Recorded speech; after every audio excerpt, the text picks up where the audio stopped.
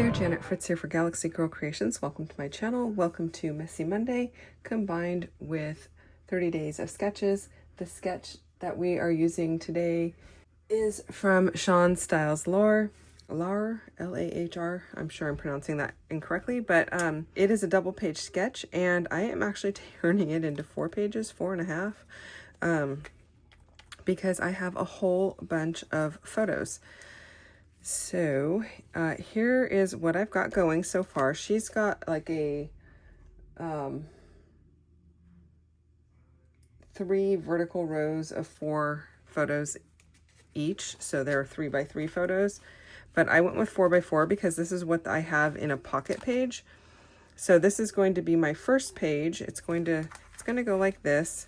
And then my blank spaces, I'm going to do some mixed media for Messy Monday. And that's going to be where my embellishments go. This actually is going to open up like so. And that's going to give me more space to do more because this also opens up. So I'm going to have white cards here, one here. I'm going to have this big 6 by 12 in the middle. This has 3 photos here. And then the back is going to have 3 photos as well. This is the pumpkin patch that we go to with my little guy. And I don't know, I can't even remember how many photos I got on here. 2, 4, 5, 6, 7, 8, 9, 10, 11, 12, 13, 14, 15, 16, 17, 18, 19, 20, 21, 22, 23, 24, 25, 26, 27, 28, 29, 30, 31, 32, 33, 34, 35, 36. 36 photos, you guys. Yes, these are 3 by 3s, 3 by 4s, and 4 by 4s. So no full-size photos, but there's so many photos that from the day that it's a really beautiful pumpkin patch. They've got gorgeous flowers. The sunflowers are just amazing. They're stunning. And they've got dinosaurs, you know. Every kid's dream, right? Or nightmare, maybe. He wasn't quite sure what to do with them because they've also got like this animatronic King Kong. This is a big animatronic T-Rex and a big animatronic Godzilla. But then, you know, some of these other dinosaurs are also animatronic. Like this guy bends down and eats. Yeah, this one is not. It's actually a bench that comes out here. So they have 2 or 3 of those. These guys move around a little, or these guys. So anyway, any place where there is white or there is nothing, that is what I'm going to be doing my mixed media on. And so I'm going to go ahead and put you on fast forward and get started with that. In case you're wondering how I chose my photos, I basically went through my camera roll in all of the photos and made them all square. Any ones that I could make square. If I couldn't make it square, I knew it was going to go on this 6 by 12 horizontal piece.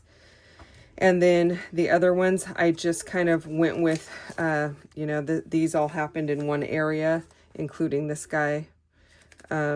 This is actually on one little train ride. All of these bright orange marigolds are all in one area. I knew I wanted like the welcome and the name of the park and everything right front and center. This is the tractor, and this is us on the train ride. The tractor ride. There's also this tractor ride, but if I put it down here, I felt like it was maybe a little unbalanced with embellishment, but I suppose it could be here versus up there, and it would be the same balance. I have no idea. I may move that down there. And then anything that wasn't as important or as cute, I put down in these small ones. Now, he's certainly cute in this one, but, you know, I didn't think the Godzilla or the King Kong or this guy were as cute, and they actually, frankly, kind of scared him. He was very unsure of them, and so I had to kind of keep reinforcing that it's okay, it's just a machine, it's not real. And then I went ahead and pushed you on fast forward, and I pulled out several different gloss sprays from Dina Wakley. I've got lemon, sage, apricot. I think I've got tangerine and blackberry, and then I actually end up pulling out a couple of extras. I think Sedona, which is kind of a reddish brown, and maybe red. Anyway, I went ahead and sprayed these papers. This is actually a mixed media paper. It's an offcut from another sheet that one of my friends sent me quite a long time ago. And I still have the offcuts because when she orders the mixed media paper, it's larger than 12 by 12 actually. And so she sent me some pieces there, and that's what I've got. And then these are just plain white paper. Yeah, just a plain white 12 by 12 from probably Cocoa. Probably Daisy White from Close to My Heart. Okay, so my sprayers are a little bit unreliable because I've had them for a long time and I don't use them super frequently. So what I did was I took the lid to one of my water bottle sprayers and I stuck it on top. You can see there I've got the white spray top there instead of the black spray top. And I am spraying it through, and then I take it out of the bottle and then I spray it a couple of extra times, as you just saw. And then I go spray it into a paper towel in my trash can to get all of the paint out of it. And so then I just switch it over for each one to clean out the sprayer nozzle. And then at the end, I will just clean it out completely, and it works out just fine. It isn't the exact same diameter for the twist top, so I kind of have to hold it on there. It's a little bit larger, which is better to be larger than too small because it fits down over the threads of the nozzle, but it doesn't screw on. So I'm kind of having to be careful with it. I think the only couple of colors that worked was the yellow, and then the red started out working, but then it stopped working. And I'm just doing a ton of sprays on here. So our Messy Monday item was to use sprays and ink. So this is my sprays, and these are actually acrylic gloss sprays. They're not ink. So I will be using some ink in a little bit after everything dries and all of that good stuff. I'm just trying to get a good mix of fall colors. The photos have so much color in the flowers that I tried to pull in a lot of the colors that were represented in the florals, as you can see there. And I really like how they came out. So I let everything dry overnight because, well, it was quite late when I did it. So I went to bed and I let it dry. And then I came back the next day and I thought, I'm going to try and run these through one of these embossing folders, and it came out great. So because they are those 3D texture fades or whatever they're called, the grooves are really deep. So I just put it down with the back up and sprayed it a couple of times with a fine mist, ran it through the embossing folder through my die cut machine, and it's giving me some great results, and I really like that. I did all of the small ones. Of course, I didn't do the 12 by 6 because there's no way I could get that with, make it look right. So I left those ones plain. And then here's where I went in with my archival ink from Ranger. And that is a permanent ink, and it goes over the embossed area really well. So it kind of picks up the leaves. And I really like it because it kind of brings it to life. It also tones down all of the color. Now I'm not going over all of it. I'm just coming in from one or two of the corners, just so that you can see that leaf detail, all of the veining and everything. It's really pretty. It also flattened out all of these papers. They all had kind of a curl to them from being wet, but running through the embossing folder kind of flattened everything out really nicely. That was a kind of an unexpected surprise. But you do need to spray it a little bit, and you spray it on the backside because with the media gloss, it's not going to reactivate because it is acrylic paint, basically. That's all watered down. But it also is going to be a barrier, so your paper is actually not going to get wet. And the reason that you want it to be a little bit wet is so it has a little bit of flexibility in it, because those grooves are so deep in the textured embossing folders, the really deep ones, that it sometimes can break the paper, basically. So that is what I did. And then I went through and I put everything back in its pocket so I could see where it went. And then I pulled out these Altenew dies. These are really beautiful leaves, but I've had them in my stash for a few years. So I don't even know that they're available anymore. One is a tropical leaf set, one is just a regular leaf set. But I kind of just pulled from both. I pulled all the leaves that I really liked. I kind of wish there were some more in a more jaggedy edge kind of fall leaf look, especially in the regular leaf set. In the tropical set, I didn't really expect anything other than tropical leaves, but they're all kind of funky and they don't really like scream monstera leaves or palm leaves or anything like that. So I went ahead and used some from each set. I also pulled in this, I'm going to call it burlap ribbon. I don't know exactly what you would call it. Maybe, yeah, I'm just going to call it burlap ribbon. I'm not sure what the actual name of this is. Maybe it's jute and not burlap. I have no idea. But I cut it in half because I thought it was a little, it's a little wide, especially when you get to these really small squares on the right hand side. I did staple that one down. I don't staple any of the other ones. I end up gluing them. I don't know why I thought I would staple them, maybe for some added texture, but it didn't really add anything to it because most of it got covered up anyway. So, and then I pulled in several different sets of wood veneer from MK's shop. I'm going to list those down below because there are, I think, 4 or 5 sets. And I know that's a lot of wood, but this is a lot of pockets, you guys. So, I definitely want to carry the wood theme throughout, and I really like the natural color of it. I also made all of my leaves black because all of my backgrounds are so bold that I wanted to kind of tone it down somehow, and the black was a really great way to do that. So I really love the way that it looks. It kind of makes them feel like they're more in silhouette rather than, you know, the leaves being the colorful thing and the background being kind of dull or boring or plain. Not that plain is dull or boring, but you know what I mean. And then I have these stickers from Prima. These are pretty old. I'm not even sure what the name of this set is. I think it's like Harvest Moon or something like that. I don't know. It's been in my stash for a long time. I actually have the paper for this too, but I hardly ever go to that Prima pad because it's a weird size, like, I don't know, A4 or A something.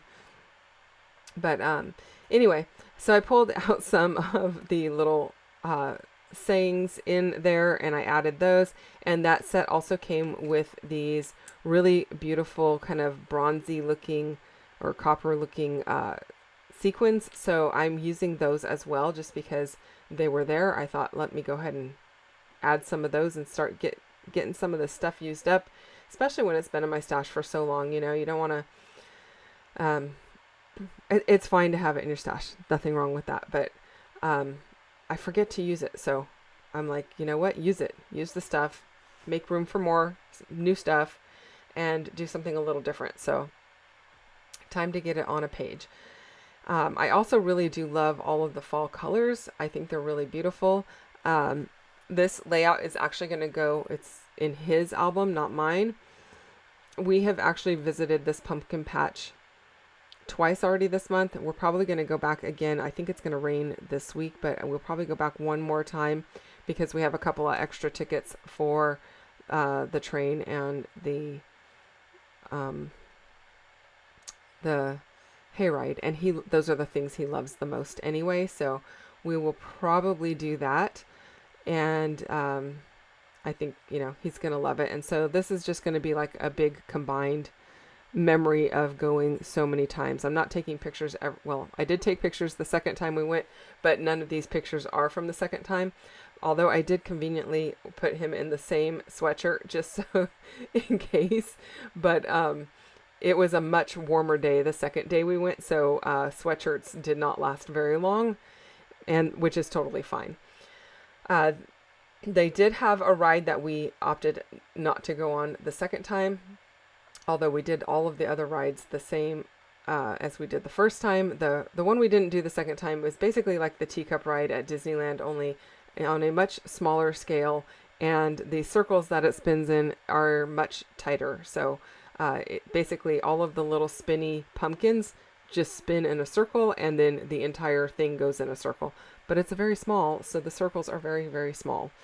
And it's intended for a little kid to go on, but it was just me and him, nobody else in line. And so the guy said, yeah, go ahead and go on it with him. He didn't want to go by himself. He wanted me to go with him. And I actually had to ask the guy to stop the ride because I videoed it for a whopping 2 minutes and it was still going. And I was like, are we done yet? And honestly, I don't usually get sick on rides, but man, this thing was making me not feel so great. So the guy finally stopped the ride and he's like, yeah, I don't know why they've got this thing set to run for 8 minutes. I was like, 8 minutes on a spinning ride? Are you kidding me? Everyone's going to be sick. So anyway, we went and grabbed some food afterwards because I was like, I got to get something in my stomach or I am going to be sick. I wasn't sick. I was fine. But we had tacos while we were there. So one of those pictures in the album there is he and I eating tacos. So yeah. Fun times. Okay, so any of my photos that didn't fit in the pockets, so anything that was a rectangle instead of a square, are going on these 12 by 6 pages. And luckily I only had I think there were 6 of them. And yeah, I really like the way that this came out, and I really like that everything could kind of be staggered. I realized kind of at the last minute that I didn't give myself a whole lot of space for journaling. So I do have these 2 little spots on the 12 by 6 front and back. And then when I create my pockets on the right hand page on the 3 by 3s, 2 of them are going to have a little journaling spot, and I'm going to split them up so one's on the back page and one's on the front page. And I think that's probably going to give us enough space anyway. I don't need a title or anything because I've got the tickets right there front and center, so we know where we're at. I just need the date and kind of like what we did while we were there. And it's not going to take me a ton of room to write all of that down. So here I am with another set from MK's shop. You saw the pickup truck with the pumpkins in it. I think that might be a standalone piece, but this piece that has all of these little ones that dangle or charm like,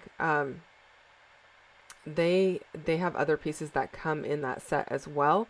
But I really liked these 4, so I'm gonna put these 4 on a piece of the twine from Stampin' Up. Yeah, it's the linen thread from Stampin' Up. I just rolled the tip of it in my fingers with some glue on it, let it dry for a few seconds, and then I was able to poke it through so I don't have to try to thread a needle and use a needle to thread through all of these little pieces. But I did remember I should have taken the backer off of the actual little loops so I didn't have to sit there and fiddle with it so much. But I kind of forgot to do that, so that's what took me so long kind of playing around with it. For some reason, it always takes me a long time when there's twine or string involved. Getting it situated to the way that I like it, I don't know what it is about it, but it's very fiddly for me anyway. I don't know if that's the case for you guys, and if you have tips or tricks on how to make your twine or thread experience less fiddly, drop those down below, because I don't know what it is about it, but it's very fiddly for me and it takes a long time. I don't even know if fiddly is a word, but hopefully you kind of catch my drift. So another cool option would be to go ahead and ink up all of your wood veneer here, but I left it all natural because I feel like I've got, again, all of that color. My photos are super busy, and so I didn't feel like I wanted to add any additional color to my wood veneer. I also really like that all of them are the light color wood. I do love the dark color wood, but sometimes I feel like I want it all to be the same throughout my layout so that it has continuity. Nothing wrong with mixing it, but I feel like if I'm going to mix it, I need it in more than all the colors in more than one space or spot. Hopefully that makes some sense. And here's another piece where I'm using another one of those little sayings from the Prima set. This little heart is actually from her MK's latest release, so I'm adding that in there.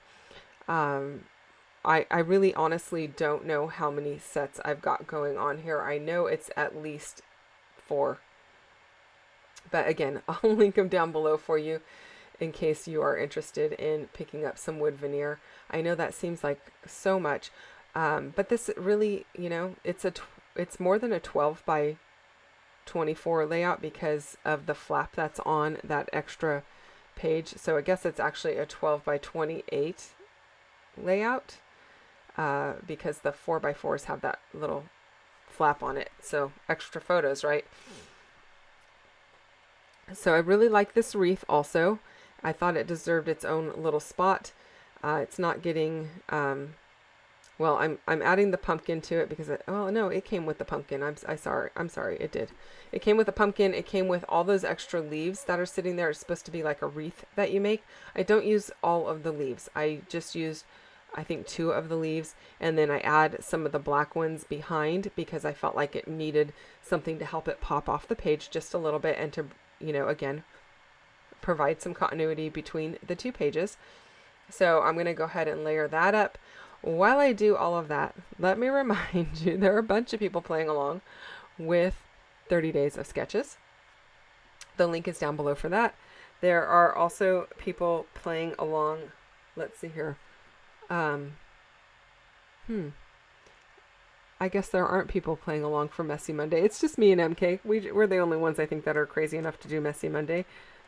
Maybe other people sometimes join us. I have no idea because we don't have a playlist for that. But go and check out MK's channel and see what she's done for Messy Monday and give her a little love as well. We are trying again to focus on inks and sprays and using them together in different ways. And I don't think I used any of my media gloss sprays when we actually covered sprays by itself. So this is kind of fun to see a different way to use some sprays. I did have my dilutions pulled out just in case. And I definitely could have used the dilutions, but the dilutions have a very transparent look to them compared to the media gloss, which again is very opaque because it is an acrylic paint basically. So just something a little different. I also don't pull out my embossing folders very often, so it was kind of fun to do that, something a little different, add a little bit of a different texture for kind of a fall vibe.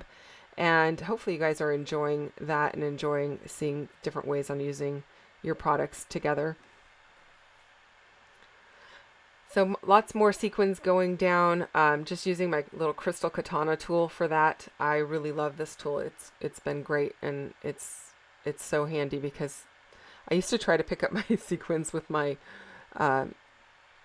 tweezers, and it worked. But it doesn't work so great for like enamel dots or anything like that because they just shoot across the room basically. Sometimes the sequins do too if you grab them the wrong way, but because they at least are, you know, flat kind of, they don't do that. But my tweezers would get all gummed up. So I really do like that crystal katana. It's a great tool. And again, I'm using liquid glue on everything because the mixed media is really heavy on this layout. I feel like it's going to stay a lot better with liquid glue versus ATG or anything like that. Although, because it's acrylic, you know, sometimes the ATG does stick really well to an acrylic surface because it's more like a glossy surface rather than a, it is textured because I ran it through the embossing folders, but it's definitely glossy, and the like snail glue basically does usually sit well on the acrylic sprays. Sorry you guys, I'm kind of like losing my brain.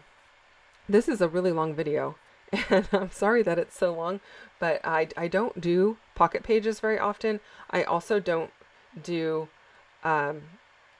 double pocket pages very often. So this basically is like more than 4 pages completely, like 4.5 pages when all is said and done, when you consider that I'm doing the front and the back of both of these, plus that left-hand page is actually bigger than what it looks like because it's got the fold out.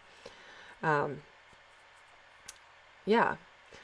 Also, I'm super curious, do your guys' pumpkin patches have dinosaurs in them? I don't know. I think that's just like, I don't know if that's just a local thing or what, but this one is just totally full of dinosaurs. They actually even advertised it that they have more dinosaurs this year than last year, and they're all animatronic. So they make noise, they move, and all kinds of stuff, which is great if you're a 3-year-old or a 2-year-old boy who absolutely loves dinosaurs. Not so great when you get to the scary ones, but most of them he really loved. There were a couple that scared the bejeebers out of him. One of them, besides the big T-Rex, that scared him, and the Godzilla and the King Kong, which I have no idea why we have a Godzilla and a King Kong that are like, I don't know, 40 feet tall or something ridiculous. Maybe not 40, maybe they're 30 feet tall. I don't know. They're huge. I don't know why they have those as well as dinosaurs. Like, I don't know if there's a relationship between those or what, or if maybe somebody just enjoys them that owns the pumpkin patch or something. I have no idea. But there was one other one that scared him quite a bit. We were on the tractor ride. We were there first thing in the morning. We were the only ones on the tractor ride, which is actually the hay ride. So we're being pulled by a tractor. And the guy stopped for us to take a picture. And when we stopped, the dinosaur started moving forward and roaring, and it scared him. He didn't cry, but he did jump, and he grabbed me. And I was like, it's okay, buddy. It's not real. And so he just keeps going, it's a machine, right? It's a machine. It's not real. And I'm like, yeah, it's not real. And so I'm not sure he quite grasps that it's not real and that it's a machine. But yeah, I keep trying to reassure him that he's going to be fine and it's not going to get him. So anyway, I think I am almost done here because those journaling spots were some of the last ones that I did, except maybe the back side of this page. Yeah, I've got to finish up this little bit here, and I think I have the one in the upper right hand corner still to do, because that little cup is going to go in the upper right hand corner rather than on my 12x6 or 6x12, whatever way you want to say that. And so I've got to go ahead and get those on. I really like the added texture of this ribbon, I'm going to call it, this fiber. And I like that it's very simple, but it adds more texture, but it's not like in your face or anything like that. So I feel like when your paper is super busy and bold, you can have a lot of layers still, but pick things that kind of tone it down a little bit versus things that are going to compete with it. And the ribbon and the black leaves kind of give your eye a place to rest, because there is so much going on this layout that I feel like you actually do need to have a little bit of a spot for your eye to have a break from all of the busyness. So I think I'm just about done. I am using a paper clip to hold this in place. I actually had to ask MK, what do you do to keep your 6x12 in? Because these 6x12s like to pop out. In fact, the pocket is more than 6x12. It's like 6x12 and a half. There's a little gap on each side, and it wants to slide out. So she said, put a paper clip on it. So that's what I did. That was her suggestion. And that is it, you guys. I hope you enjoyed this one. Incredibly long video. If you did, hit the thumbs up button. Don't forget to subscribe if you're not subscribed to my channel. Thank you so much for watching today. I hope that you enjoyed it. I hope that you are having a wonderful fall season and get a chance to enjoy some of the fall festivities like we were able to do. And if you have questions or comments, leave those down below. I will get back to you as quickly as I can. I do answer all of those, and I read them all, and I do truly appreciate the time that you guys take to comment and respond, and even just to hit that like button. All of those do make a huge difference in YouTube land, so I appreciate all of that. Again, the links for all of MK's products will be down below, as well as the links to the Dina Wakley Media Gloss, in case you're interested in that as well. I'm not sure if that textured embossing folder is available, but if it is, I'll put it down there as well. Thanks again for watching. I'll see you guys again real soon with another one. Bye-bye.